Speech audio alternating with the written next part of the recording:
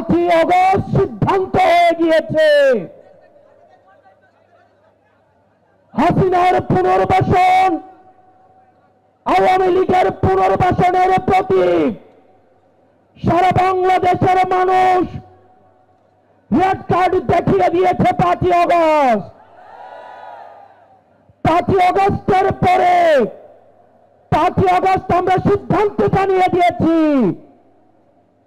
এই ভূখণ্ডে আওয়ামী লীগের আর পুনর্বাসন হবে না। যে আওয়ামী লীগ আমাদের দাড়ি টুপিওয়ালা ভাইদেরকে বাইতুল মুকাররমের সামনে থেকে টেনে টেনে রাস্তায় নামিয়ে এনেছিল, সেই আওয়ামী লীগের আর পুনর্বাসন হবে না।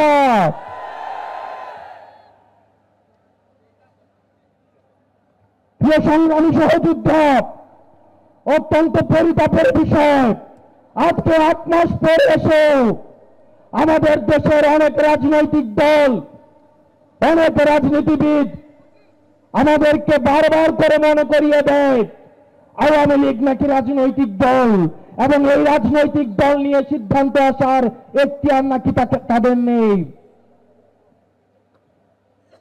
ডক্টর মোহাম্মদ ইউনূস গত কিছুদিন আগে বলেছেন আগামী নির্বাচনে আওয়ামী লীগ অংশগ্রহণ করবে কি করবে না সেটি সিদ্ধান্ত নাকি আওয়ামী লীগের।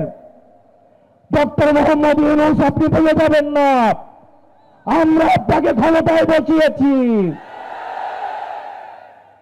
আওয়ামী লীগ নির্বাচন করবে কি করবে না, আওয়ামী লীগ আসবে কি আসবে না, এই সিদ্ধান্ত নিয়েছি আমরা। আওয়ামী লীগ মারা গিয়েছে বাংলাদেশে, আর জানাজা হয়েছে দিল্লিতে। আমার ভাই আবরার এবং শহীদ আবু আলিফের রক্তের উপরে পাড়া দিয়ে এই আওয়ামী লীগ বাংলাদেশে আসবে না।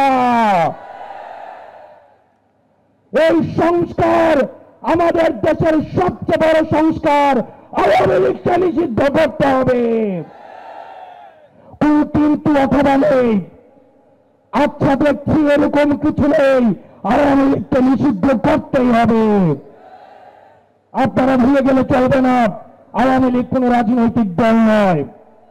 71 পরবর্তী সময়ে আপনারা দেখেছেন শেখ মুজিব সর্বপ্রথম বাকশাল কায়েম করে গণতন্ত্রকে গলা টিপে হত্যা করেছেন।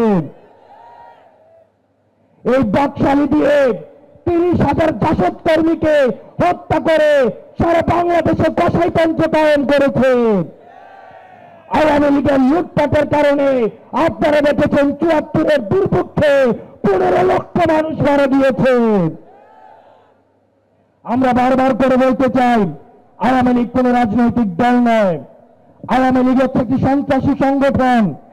এই সন্ত্রাসী সংগঠনকে নিষিদ্ধ করার মধ্য দিয়েই আমরা সংস্কার দেখতে চাই। একই সাথে সাথে সাপ্লাই যে হত্যাকাণ্ড হয়েছে, আমরা আপনাদের কাছে অনুরোধ জানাবো এই সাপ্লাই হত্যাকাণ্ডে যারা শহীদ হয়েছে আজকের এই মঞ্চ থেকে এই শহীদের লিস্ট আপনারা জাতির সামনে প্রকাশ করুন। একই সাথে সাথে হাসিনার এই ফাঁসি না হওয়া পর্যন্ত প্রয়োজন হলে আমাদের শেষ রক্তবিন্দু দিয়ে এই তরুণ প্রজন্ম আমরা হাসিনার ফাঁসি নিশ্চিত করা পর্যন্ত আমরা আন্দোলন চালিয়ে যাব।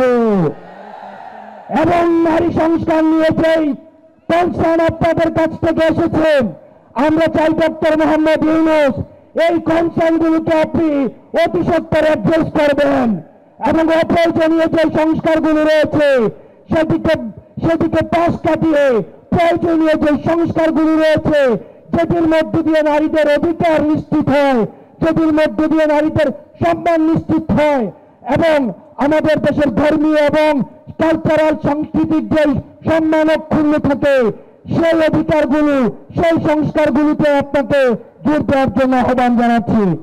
আপনারা ভালো থাকবেন, সুস্থ থাকবেন, হকের পথে, হালালের পথে, সত্যের পথে আমরা এনসিপি আপনাদের সাথে সবসময় রয়েছি। ইনকিলাব, ইনকিলাব, ইনকিলাব।